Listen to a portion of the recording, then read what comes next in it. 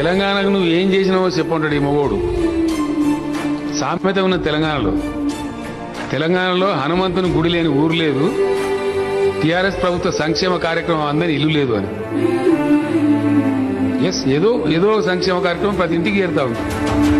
అది బియ్యం కావచ్చు, పెన్షన్ కావచ్చు, కేసీఆర్ కిట్ కావచ్చు, కళ్యాణ లక్ష్మి కావచ్చు, రైతు బంధు కావచ్చు, రైతు బీమా కావచ్చు, ఉచిత కరెంటు కావచ్చు, మిషన్ భగీరథ మంచినీళ్ళు కావచ్చు. నీ ఇంటికి కూడా వస్తున్నాయి కదా మిషన్ భగీరథ మంచినీళ్ళు.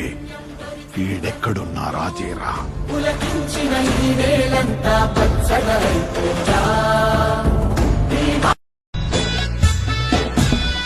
హృదయాలను గెలిచిందయ్యా మీ పాలన, తండ్రిని తలపించిందయ్యా మీ లాలన, సాకారం అయ్యిందయ్యా కల మీ వలన.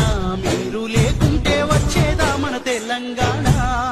మాటలతో తాళా వర్షం కురిపించారు, మౌనంగా మార్పును మాకై రచయించారు. ఆత్మస్థైర్యానికి